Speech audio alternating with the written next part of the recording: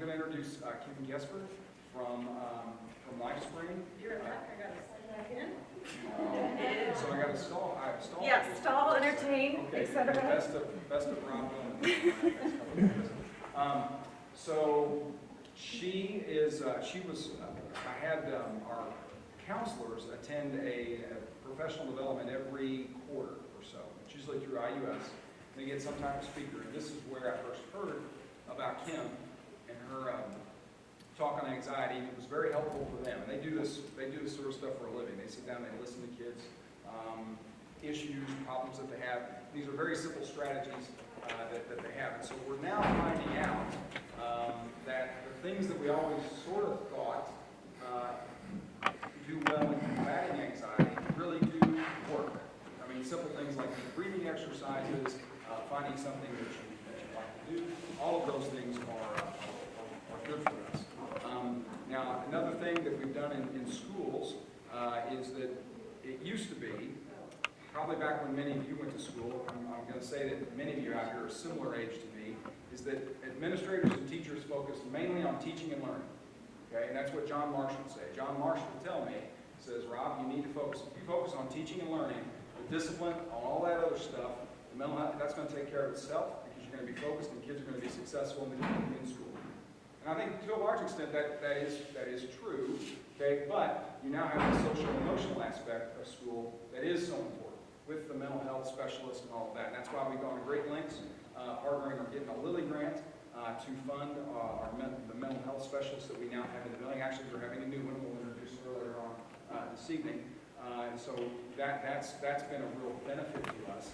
And it's going to be a focus of the district coming up in the next couple of years. We have a strategic plan that we're working on district-wide, and it's in 3 different categories. Number 9, in no particular order, we have one on facilities. Okay, what is our school district going to look like facility-wise in the future, 10 years down the road? Do we have to build a new elementary school? Do we have to have another middle school? All of that with the population growing. Number 2 would be the academics. So what does that look like? You know, how do we address and try to reach every kid to make him or her successful when they come out of high school and go into post-secondary or the workforce or military or whatever?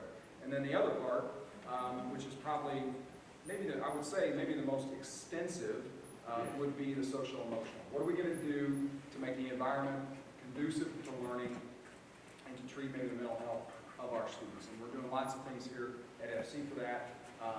I meet with a lot of student groups and try to find out what the pulse of the school is, on a monthly basis. There. So with that, I'm ready. Yes, we are good to go. Awesome. Okay, so I'm excited what Kim has to say. So give her your attention. She'll field questions throughout. Yes. Like he said, my name is Kim Gesford. I'm the clinical manager of Child and Family Services in LifeSpring. Our office is specifically in Jeffersonville, Indiana. But we also serve Floyd County High School, New Albany High School, and then Green Valley Elementary School.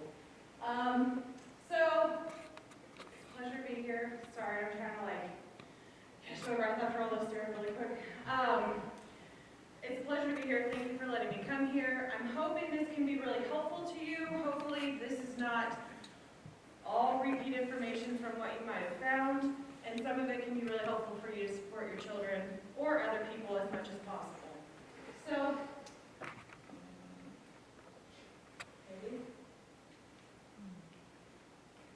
well, where it's on.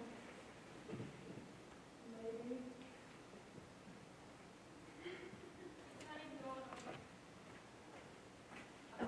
Oh, there it is. Man, I'm having trouble today. So these are the 3 things that I mainly want to review. The first thing is understanding anxiety. Most of you guys probably know what it's about, what it looks like. I just want to give you a little bit more information as a clinician, what I see, what I've seen, what we experience in our office. That way you can, as a parent, know, is this normal or is it something I need to be worried about? The next is, how is the brain affected? There's a purpose to that. It's beneficial. It will actually come into play on how you can best support your child or a loved one in the event that they are overwhelmed by anxiety.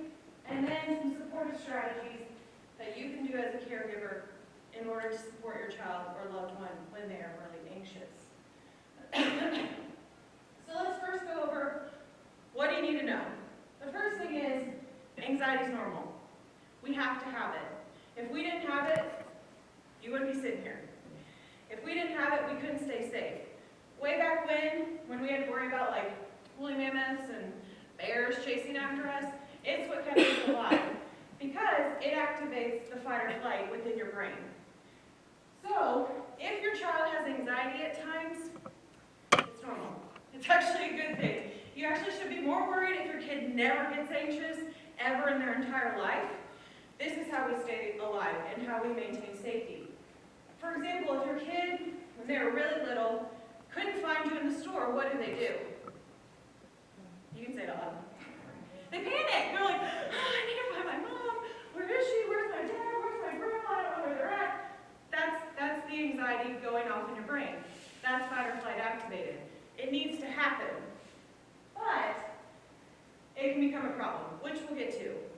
The second thing to remember, anxiety can increase because of the developmental stage your child or loved one is in. So, for those of you who've seen this before, I'm sorry, it's a little bit of a repeat of Erickson, but this guy named Erickson came up with some stages that we should be going through as children and as adults in order to be successful. I started younger. I started at 5 just to kind of give you an idea.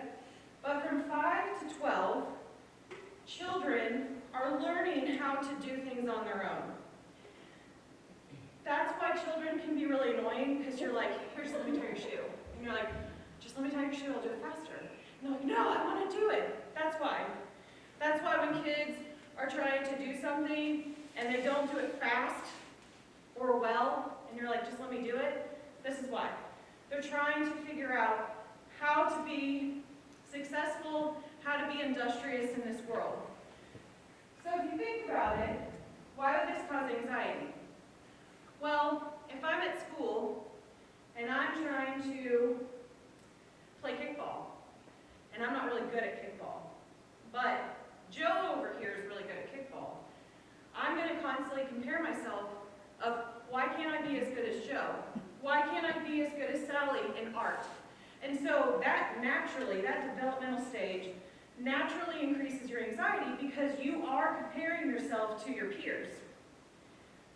And unfortunately, it goes into middle school, which, oof, thank goodness you guys, well, some of you all, may have had children that are no longer in middle school, and you're probably thankful for that.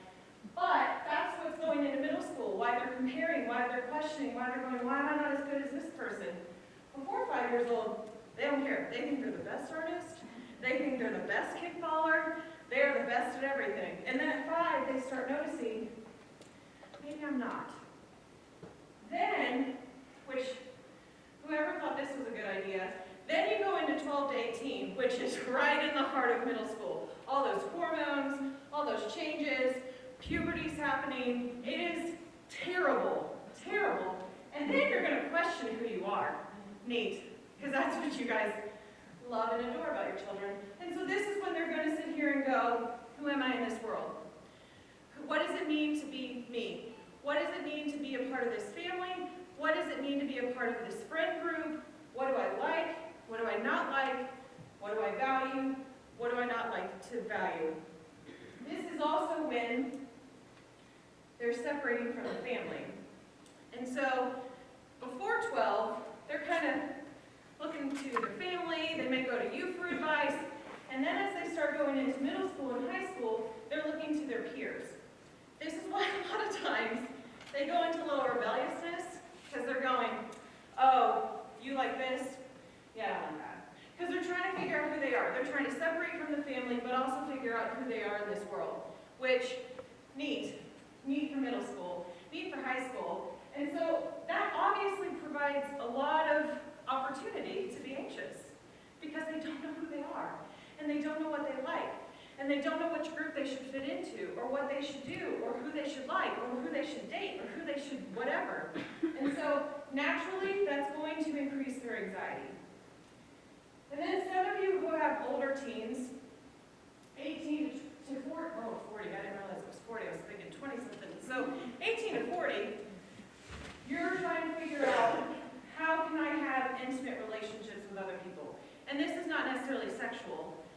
also deep friendships. This is why high school friends start to meld into real life long-term friends. And so you're trying to figure out, who do I connect with, who do I like, who can understand me best, which again, increases anxiety.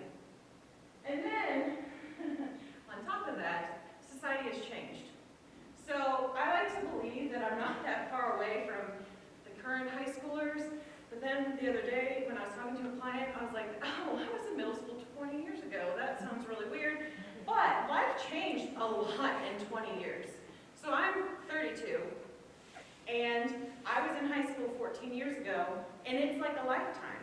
We still had text plans. Like, I could only text this many times, otherwise my parents would get really mad, because it was like $3.99 each. And so now, constantly connected. If I wanted to talk to someone after school, I had to call them. And then if my parents needed to use the phone, I had to get off the phone. Or if someone needed to get on the internet, I had to get off the phone, because the internet required the phone. So I could disconnect. And if people wanted to bother me and bully me, they'd have to go through my parents first, because my parents would answer the phone. Or I could just hang out. I mean, we had MySpace, but it wasn't as big of a deal to have online cyberbullying. But now there's constant connection. They cannot get away. And they're constantly faced at looking at this perfect life on social media. We didn't have that.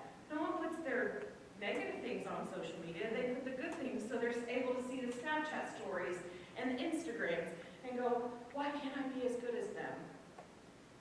Then you have expectations with academics. Things are getting harder. There's a lot more push for certain academics levels or college. So if you're working with or if you have a kid who is going to college, they're constantly faced with, how do you get in? You have to do more. You have to stand out. So all of this is happening at the same time. So no wonder kids are struggling with anxiety right now. So when is it a problem? Oh, that's really small. I'll read it out to you guys in case you can't see that. I don't realize it would be that small.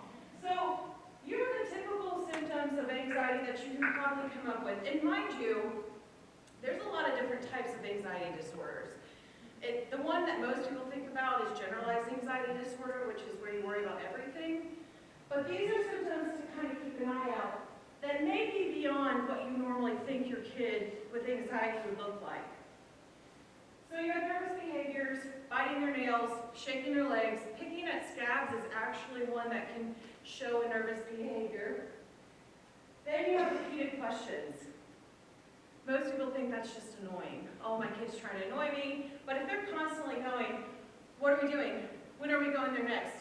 Well, what are you doing after that? Well, when will you be home? That's probably a sign of anxiety. Distractibility. So if they can't focus very well or they're distracted pretty easily. Irritability. Isn't that all teens? I think so sometimes. Sleep issues. If they're not sleeping at night, that could be a sign of anxiety because their mind is not stopping. Restlessness. Inconsolable when their caregiver leaves. So that's a sign of separation anxiety. Most people think that's for little kids, but teenagers can also have that. Appearing on edge. So they're like just constantly tense and you're like, what is wrong with you? It could be a sign of anxiety. Perfectionism. Perfectionism is a huge piece. If they feel like they have to do things perfectly, that things have to be exactly what they imagine it should look like. Sudden mood swings, forgetfulness, hypervigilance. So if they constantly look like they're watching, keeping an eye out, always on edge, easily startled can also be one. Repeated behaviors or rituals, that would be like washing their hands 15 times, could be a sign. If they express worries, hey, I'm really worried about this, hey, I'm nervous this might happen. Stage fright, somatic symptoms. So somatic symptoms would be like stomach aches and headaches are some of the most common things that I hear. Sweating, panic attacks. Let me clarify what panic attacks are. So I have a lot of clients who are Google therapists. They like Google their symptoms and they're like, oh my gosh, I have this diagnosis. I'm like, well, we don't know that. And so a lot of them say, I had a panic attack the other day. So panic attack is chest tightening, heart racing, breathing really fast to the point of possible hyperventilation. It's also sweating, kind of feeling separate from yourself. So if kids are not experiencing that, they're probably just anxious, just to clarify.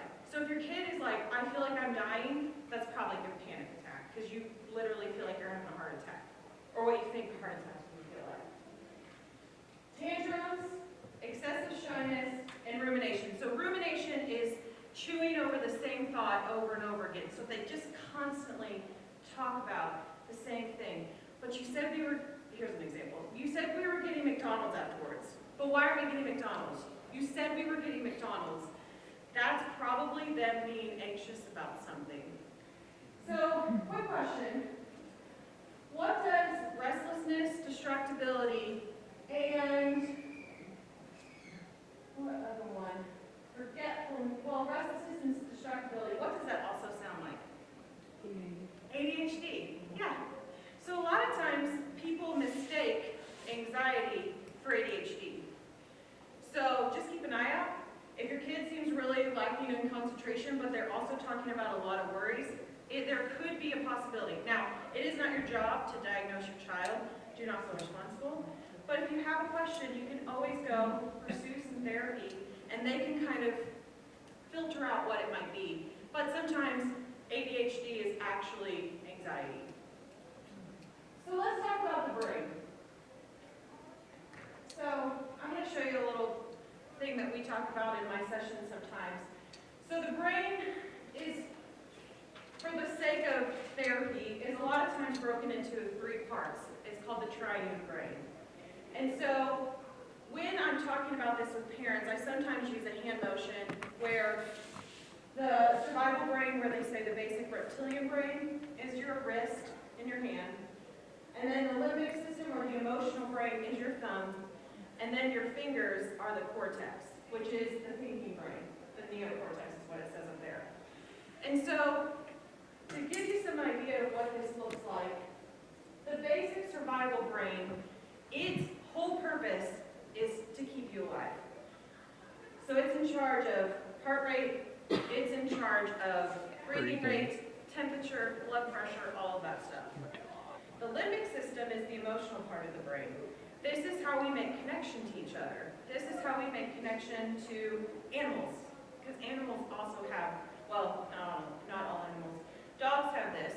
That's why they get excited when they see you at home. They get really excited because they remember who you are. Lizards don't. Because they just have this brain. They don't have the limbic system.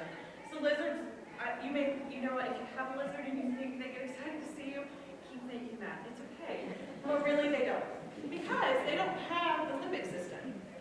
So the limbic system is also where a really fun little thing lies called the amygdala. And the amygdala is a wonderful thing. It helps keep us alive. But people with anxiety, true generalized anxiety disorder, they have an amygdala that's overreactive. So this amygdala always thinks it's in danger. So if your kid seems to be overreacting and you're like, why are you freaking out over this? It's because the amygdala is like, danger, and it pushes this button which activates fight or flight, which activates all those responses in your survival brain. So when fight or flight gets activated in the limbic system, the cortex, or the neocortex, which is this part right here, goes offline. It's gone. Not working. So we sometimes talk about kids flipping their lid. That's what's happening. So when kids, or teenagers, or adults, when kids, adults, or teenagers get their amygdala to activate the fight or flight, they are what we call dysregulated, emotionally dysregulated. And so in that moment, they are not thinking. You are not thinking if you're dysregulated. If someone tries to reason with you or your child, they're not hearing you. Think Charlie Brown's teacher, that's what's happening. Well, I mean, nothing is going through. So have you ever seen a kid throwing a tantrum in the store? Hopefully it's not yours. And the kid is screaming and crying, and the parent's like, if you don't get up right now, you are never going to get a toy ever again. I'm taking away Christmas and all that stuff. How many times did the kid go, oh, okay, I'm going to stop? Never. Never. They're never going to respond that way. And the reason is because they are not thinking. So, the reason why I want to tell you this as parents is that's why your kid, when they're going off or freaking out and you're trying to reason with them of like, I know you're anxious, but you've got to go to school, or I know you're anxious, but you've got to do this. They're not hearing you. That sounds really hopeless. It's not hopeless, I promise. The reason why it's not hopeless is because you are the best person to help them get back to thinking brain. And the way you do that is co-regulating with them. And what that is if you stay calm, your child will eventually get down to calm. Guaranteed. It might take a while, but I promise you, it'll happen. And the reason is because the child will always match the regulation. So, not that any of you all would do this, but let's say your child is going off on you, and you scream back at them. Does the conversation get more productive? No. I know you guys didn't know that answer because you don't do this. But for those of you who may know someone who does this, never, it does not ever get productive. And the reason is because if your kid's at 60 and you go up to 20, they're going to go up to 80. They will always match your regulation or dysregulation. So in that moment, instead of trying to reason with them, you have got to just stay calm. If you cannot stay calm, tag team someone in who can. So if their brother can stay calm in that moment, you may be like, I need you to just go in there and just stand with him because I just can't today. And you need to walk away because if you're not regulated, they're not going to regulate. They're going to match you. And so if you have a significant other who's more calm in that moment, bring them in. This is one of the best ways that you can actually help your child if they have, and that's not just anxiety, that's anything. If they're really angry, same thing. If they're really anxious, same thing. If they're really sad, same thing. The more you can keep yourself okay, the better it is for your child because they will match it. So that's, and just so you know, once they finally calm down, just think about it. When you guys have when you know someone who has a blow up with their kid and they calm down, isn't that when you can actually talk and be like, listen, you know what, I know I called you this, really didn't mean it, I'm really sorry, maybe let's do something different. That's because you're back in the thinking brain. Your lid's not flipped. Learning cannot happen when your lid is flipped, which means if you try to teach someone something in that moment, they are not going to learn, guaranteed. So your goal is always regulate first. If they are dysregulated, regulate first. Then if they need a consequence, I'm for consequences, but you need to regulate first before the consequence can be effective. So what can you do? The first thing always is assess if a different need needs to be met. So some of you may have seen this. This is Maslow's hierarchy of needs. So Maslow is some really smart guy who recognized that if my most basic needs are not met, I cannot start working on other things. So if I'm hungry, can I pay attention in math class? I mean, I can't. I could not pay attention in math class if I'm hungry. If I'm tired, I cannot do well at my job. If I don't feel safe, I'm not going to be able to do well at something. And so the first thing you might want to do is kind of check, is my child hungry or hangry? Or are they tired? Or they don't feel safe? Is something like that going on? And then kind of move up and start there. If that's met, if they just ate a big old meal and they've just woken up, then let's maybe look to other things that you can do as a parent.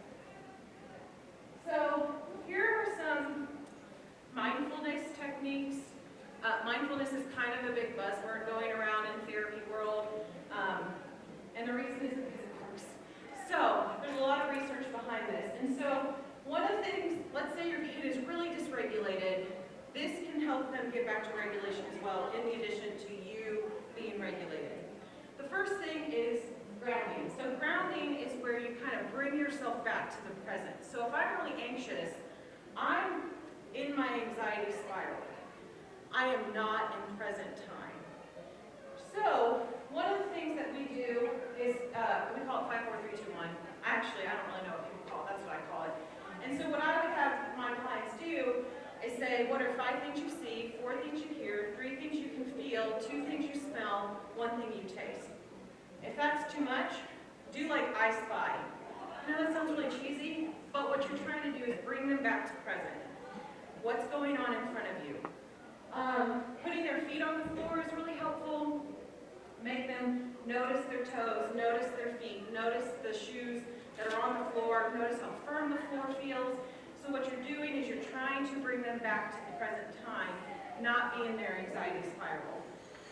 Changes for senses. So sometimes I'll have clients, or I'll talk to clients about splashing cold water on their face, because it kind of jolts you back to reality, or putting some kind of really cold ice water in your mouth, or a mint to kind of jolt you back. That also can help with grounding. Breathing techniques. The reason why breathing is so helpful, I'm going to go back a little bit. The reason why breathing is so helpful is because when you are in fight or flight, the main things that kind of go out of whack is breathing, heart rate, temperature, and blood pressure. Of those 4, which ones can you control? Breathing. It's the only thing you can control. I can't will my blood pressure down, because if I could, no one would ever need to be on heart pressure medicine, or blood pressure medicine, sorry. And so, the reason for that, for breathing exercises, is because when you can get the breathing regulated, the other stuff starts to regulate as well. It comes back to that normal, calm state. So, couple of examples. 4 square breathing is where you breathe in, hold, breathe out, hold at the same rate. So 4 seconds in, 4 seconds hold, 4 seconds out, 4 seconds hold. And you just keep doing this over and over and over again. Breathe in through nose, breathe out mouth.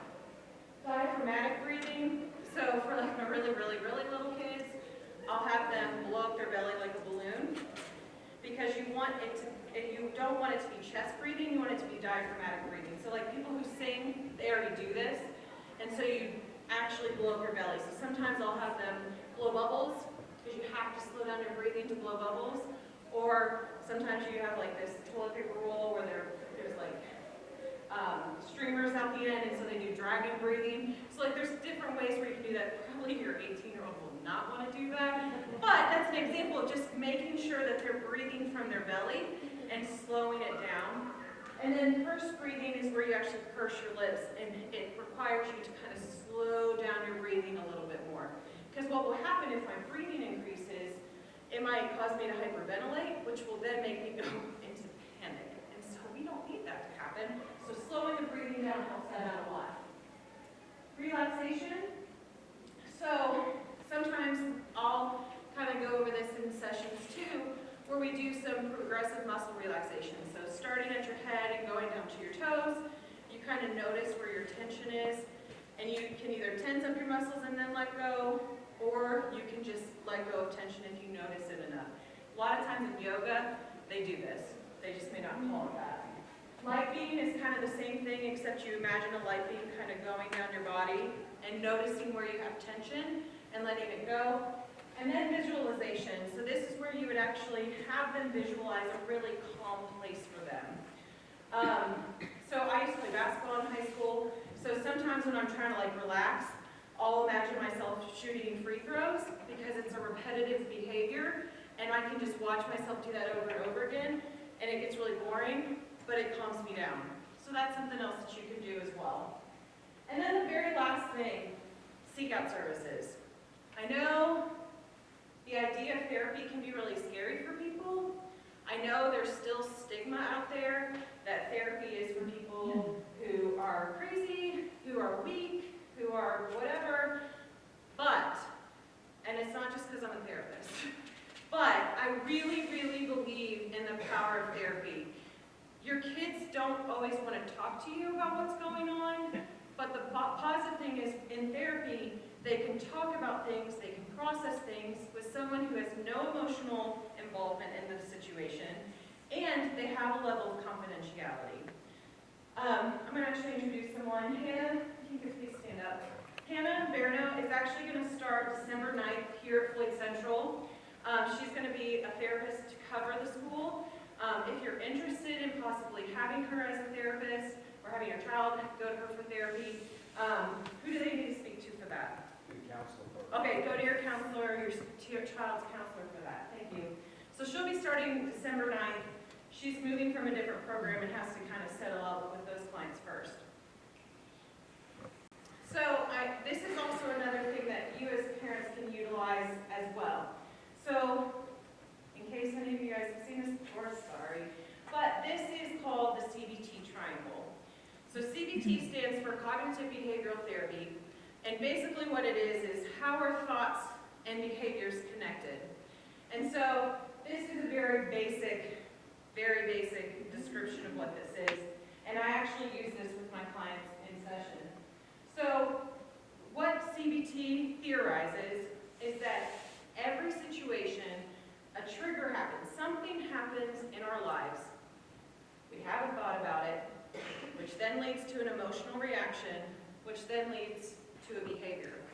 So if I lost my job by a layoff, I might go, I'm never going to be good in this. And then I might get really sad and eat a bunch of ice cream and not look for a job. And then I am not going to get a job. And so then it just keeps going, because then I'm going to be like, great, I don't have money, and how am I going to deal with this? And I'm such a loser, and then I feel sad, and I don't do anything about it.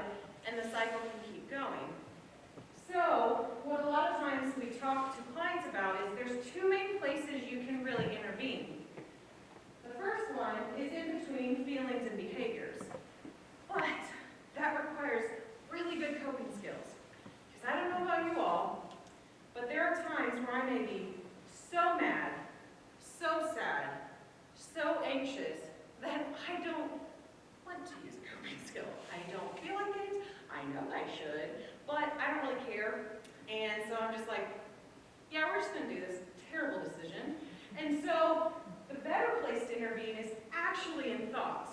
Because if I address my thoughts, then I'm going to change how I feel about it. If I reframe it, if I change it a little bit, I might actually be in a better place. So if I lost my job, I need to change the thought of, I'm really bad at this.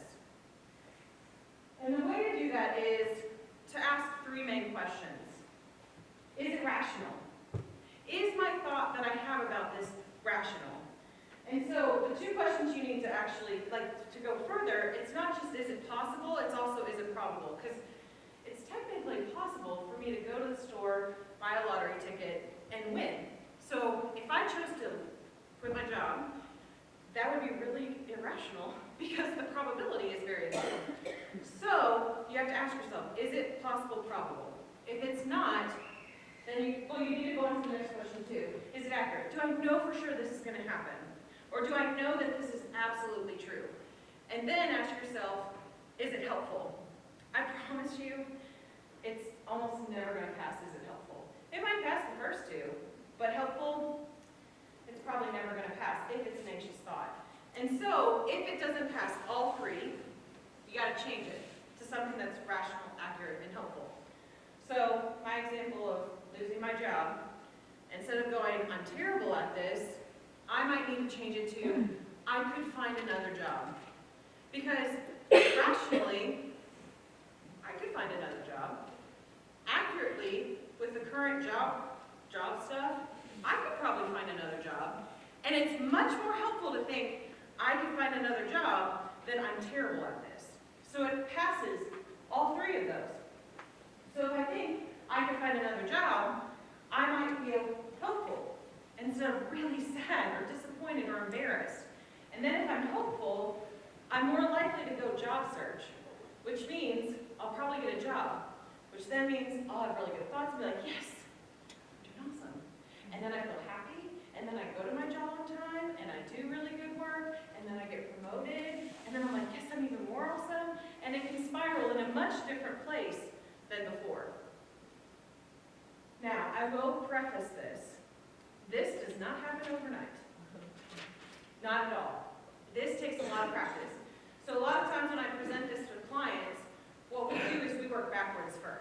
So next time I see them, I'm like, so you have any bad, like, did anything bad happen in the last week or something come up? And they're like, oh yeah, this thought came up and this is what happened. And I'm like, okay, so let's do those questions again. And I ask them those 3 questions and we reframe it afterwards.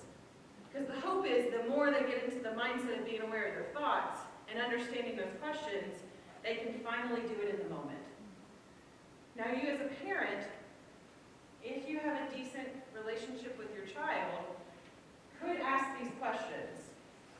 So sometimes I might have parents go, is this helping you right now? Now if they're dysregulated, don't do that, because they're not going to hear you. They're going to just say back to you. But when they're calmer and they're like, this is what I'm worried about, you can be like, okay, let's talk this through. Is this going to probably happen? Do you know it's going to happen for sure? Okay, let's talk about this. And you can actually help them in the moment. So I want to talk about dysregulation a little bit more because I have the next slide that I think might be really helpful for you all as parents too. So when your child was a baby and they were past 6 months old, what did you as parents do, or caregivers, what did you do to start getting them to stay asleep or not need you to always comfort them? Let them cry. That's right. Why are you letting them cry? Isn't that really mean? What are you doing? That's right. You're wanting them to learn how to get themselves to sleep. You're actually teaching them how to regulate themselves. Congratulations, you guys are to do this. So, it's the same thing. We are having to do the same thing. So, what this means is, you as your child now is needing to kind of have a similar situation. You need to teach them how to regulate, because if you intervened every time your child cried when they were a baby, they would still need you to stick by them or hold them or cuddle them, and 18 years old, it's not super helpful for the social skills. So what you needed to do is and also you wanted sleep because you hadn't slept forever. So it's the same thing now. When your child is dysregulated, you have to help them regulate. That doesn't mean fix the situation necessarily. So sometimes you have to help them triage. So this is something I created after, well, I didn't really create it, I just thought it off the top of my head. I used to do home-based therapy, and I was on call 24/7 then, and I had a parent who had a crisis all the time, and she called me a lot to tell me about her crisis. And so finally, because I wanted to sleep or not get a phone call on Saturdays, I said, okay, I'm going to need you to text me when you need to call me. And I want you to tell me what is going on, and then we will decide if it's a crisis. Because you have stressors, which are things that are really hard to deal with, but you can deal with them until the next therapy session. Then you have a crisis, which might be really hard to deal with, and you may need to talk to someone at that time. And then you have an emergency. And if you have an emergency, we're going to the hospital. So, many times, teenagers don't know how to triage their emotions or triage their situations. Do you know any kids where everything's the worst? Everything is the most terrible. Oh my gosh, this is happening, and I just can't go to school tomorrow because I just can't fix it again. And so it really feels that way, and that's legitimate. But truly, it may not be the worst. And so if you swoop in and fix the situation, if you swoop in and go, yeah, don't worry about it, I'll do it instead, that's not actually helping because you're not encouraging them to regulate. So stressor would be breakups, upcoming exam, future plans, conflicts with peers, minor conflict with a parent. So in that moment as a parent, what you can do, help them regulate. That's your focus, help them regulate. Breathing exercises, grounding, whatever it may be, help them regulate. Now, let me specify.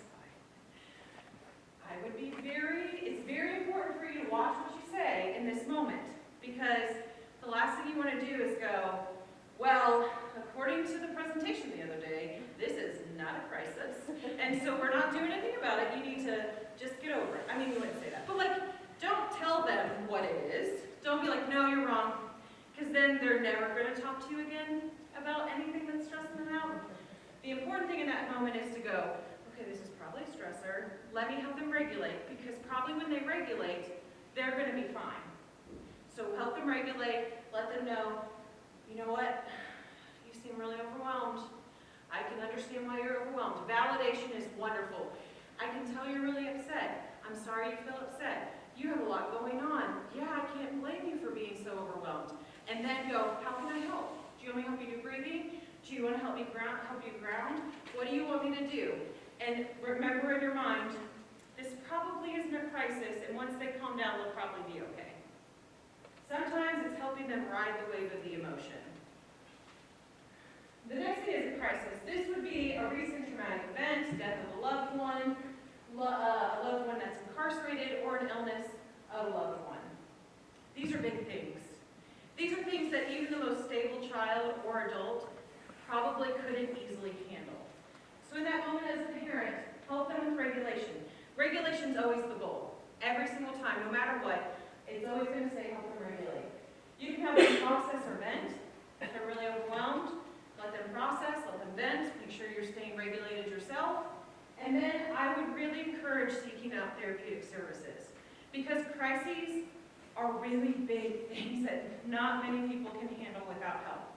And allow them, even if it's only short term, some people I only have to see for 4 to 6 months, because we're able to address the main thing and they're able to move on. And then the last thing is an emergency. If there's significant self-harm, if there's medical emergencies, suicidal ideations or homicidal ideations, yeah, you need to go. Go to a hospital, get them evaluated, go to Wellstone, go to Norton's Ackerley unit or emergency room, go to the Brook, go to Our Lady of Peace, get them evaluated, make sure that they're safe. In the moment while you're taking them there, regulate, because that's always the goal, regulate. Help them do breathing exercises. What else? Thank you. Yeah, thank you. I forgot you were there. I appreciate it.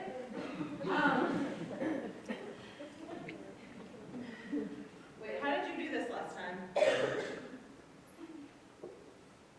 I think this is the end of it. Oh, yep, it's the end of it. So, does anybody have any questions? Go ahead. Can you repeat the 5, 4, 3, 2, 1? Sure. So what you're going to do is you're going to have them identify 5 things they see, 4 things they hear, 3 things they can feel, 2 things they can taste, and 1 thing that they can, 2 things they can smell, 1 thing they can taste. If you mix it up, it's really not a big deal. You're just trying to get them connected to their senses. Any other questions? Go ahead. Can you go back to the Maslow's hierarchy of needs? Sure. Thank you. Do you want me to review it at all, or you just need to write it? Just need to write it. Okay. Any other questions? Yes. When you're trying to start a conversation with your child on this, is it okay to start? I know we want to do things face to face, but just to start it, is it okay to do it digitally? Absolutely. If that's the way that you think would most be best received, absolutely. I actually had a client who did not like talking about their feelings very well, so at first they would just text their parent back and forth, and I don't hate that because at least they're talking. Sometimes you can even do a journal, so sometimes I'll have parents who will, or the kid will write what's going on in their mind, put it in a hidden place, and then the parent will go and read it and respond in the journal. And that kind of gets that from being as awkward, because if your family is not one to really talk about feelings, if you come at them and go, so I learned this, and I want to talk to you about your feelings, they're going to go, ooh, what are you doing? Why are you being weird? Like, stop. So this is a good first step to kind of break that weirdness that may not necessarily be a comfort in your family. Any other questions?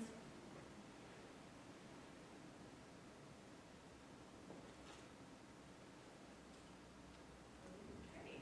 Well, thank you guys for coming out tonight. I appreciate it. Hopefully this was helpful. And like I said, if you're interested in possibly pursuing services for your child, you can always talk to the school counselor to get connected with Hannah. mean, it doesn't just have to be LifeSpring. There's lots of really good providers out there that you can always seek out and find therapy for your child as well. Thank you.